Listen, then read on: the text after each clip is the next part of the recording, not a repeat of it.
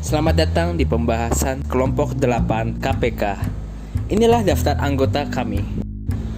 Sekarang kita masuk kepada kasus yang akan kita bahas. Nama saya Hanisa Hanum, saya akan menjelaskan tentang BCA. BCA merupakan bank swasta terbesar di Indonesia dan hampir seluruh masyarakat Indonesia pasti mengenal bank terbesar ini.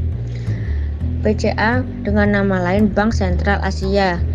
BCA juga pernah menjadi bagian penting dari perusahaan Saling Group.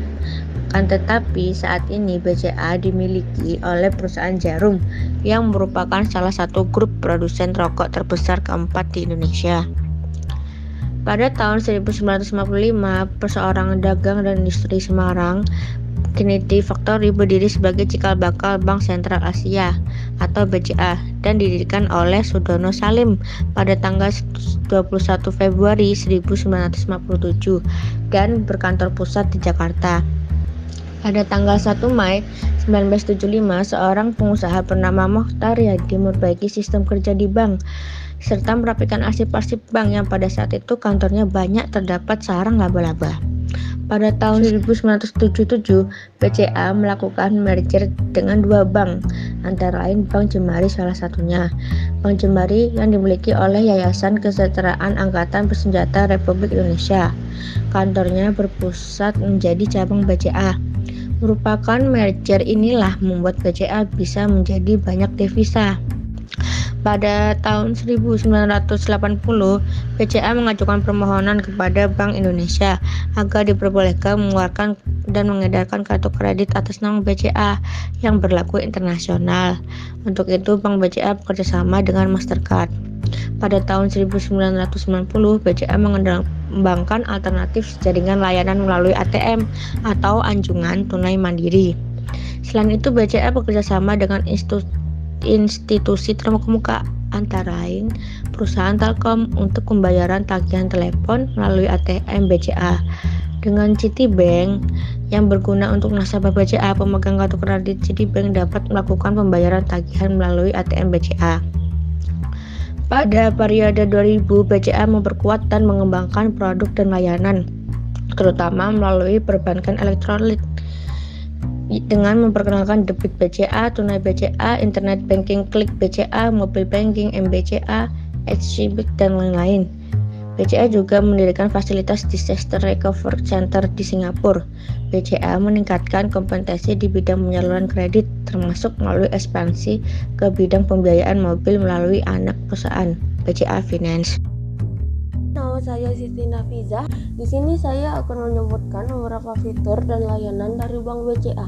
Yang pertama, produk simpanan. Produk simpanan terdiri dari tahapan berjangka, tapres, tabunganku, giro, deposito berjangka, simpanan pelajar, dan laku. Yang kedua, fasilitas kredit. Fasilitas kredit terdiri dari kredit kepemilikan rumah, kredit kendaraan bermotor, kredit modal kerja, kredit sindikasi, kredit ekspor, dan kredit investasi.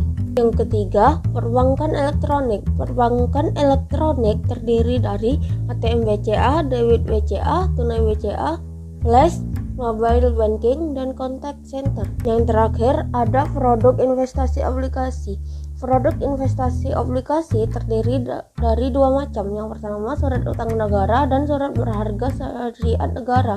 Surat utang negara terdiri aplikasi negara retail dan aplikasi negara falas. Sedangkan surat berharga syariah negara terdiri dari sukuk negara retail, sukuk negara tabungan, dan aplikasi negara falas syariah. Nama saya Edwin dan saya akan membahas keadaan keuangan Bank BCA. PT Bank Sentral Asia Terbuka dan entitas anak melaporkan kinerja keuangan yang cukup solid untuk periode semester 1 2020 di tengah pandemi COVID-19. Laba bersih untuk semester pertama 2020 tercatat sebesar 12,2 triliun dibandingkan 12,9 triliun pada periode yang sama tahun sebelumnya.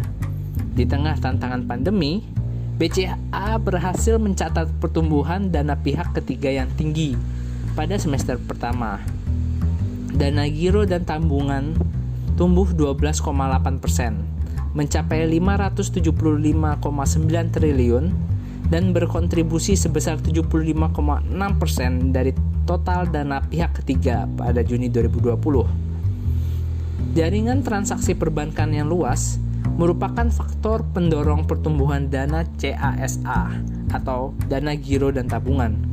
BCA terus berinvestasi pada platform layanan transaksi perbankan, khususnya pada digital channel.